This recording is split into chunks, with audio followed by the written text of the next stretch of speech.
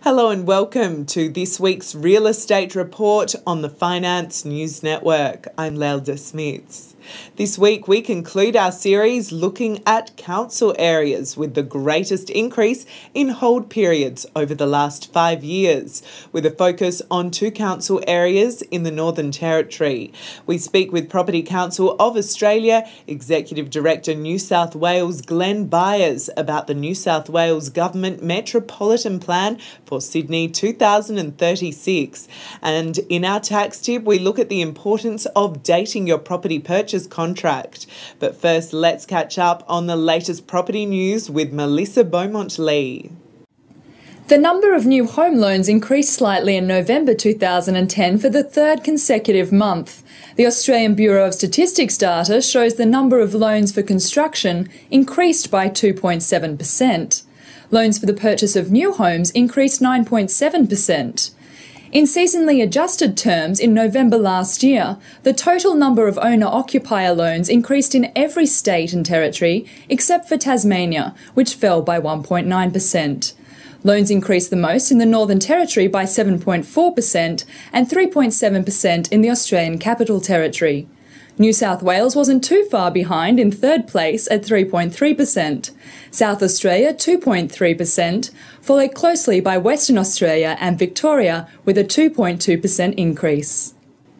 This week we conclude our series looking at council areas with the greatest increase in hold periods over the last 5 years, with a focus on 2 council areas in the Northern Territory.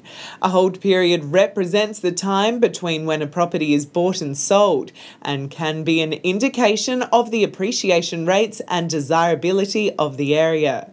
First, let's look at the council area of Darwin, the central business district and capital of the Northern Territory.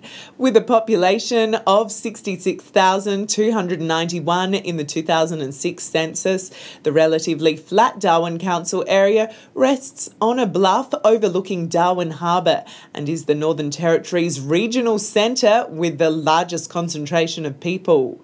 Extensive coastal areas define the landscape of Darwin, often described as Australia's gateway to Southeast Asia.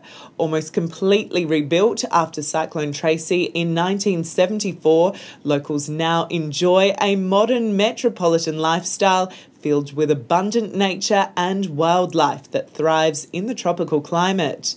An influx of newer residents has seen a rise in modern medium-density apartment blocks, catering for a growing younger population. Darwin's economy is driven by its fast-developing mining and tourism industries, as well as Northern Australia's military base. According to figures from RP Data, houses in Darwin recorded the largest increase in hold periods in the Northern Territory for the 5 years to 2010.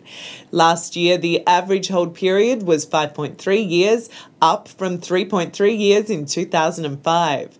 The median price of a house in Darwin has climbed 93.3% in the 5-year period to $550,000 in 2010.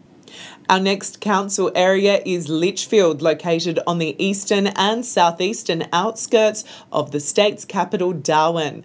With a population of 15,554 in the last census, residents of the Litchfield municipality largely reside in tropical rural bushland, which is bound by the Adelaide River.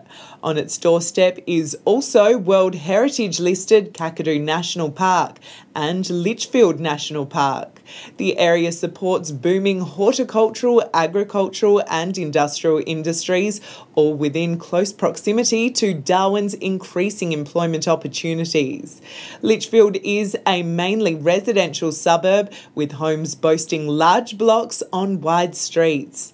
The houses reflect a tropical style, elevated with framed openings from floor to ceiling to encourage air circulation and combat the Northern Territory's heat.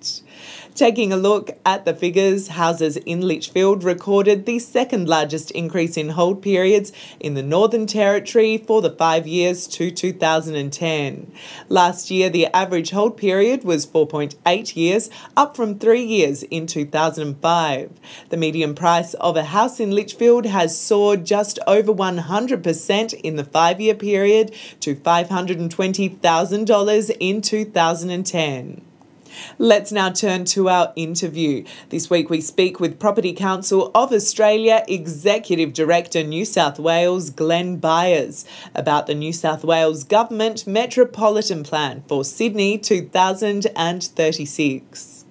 The target in this is to see over 750,000 new homes rolled out by 2036.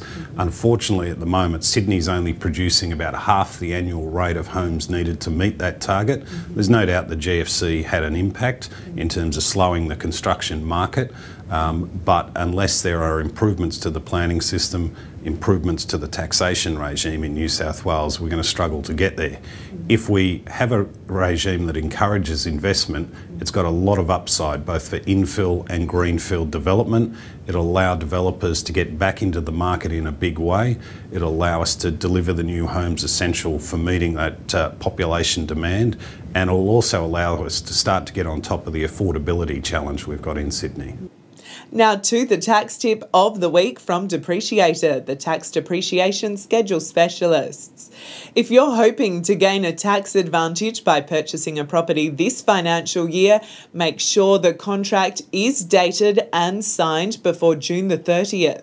The date the property is sold is the date the contract is dated and signed by all parties. The settlement and completion date are irrelevant in this case. And as always, do remember to consult with a tax accountant or tax professional before making any tax-related decisions. And that is the Real Estate Report for Monday, the 17th of January. Thanks for joining us. I'm Lelda Smits for the Finance News Network.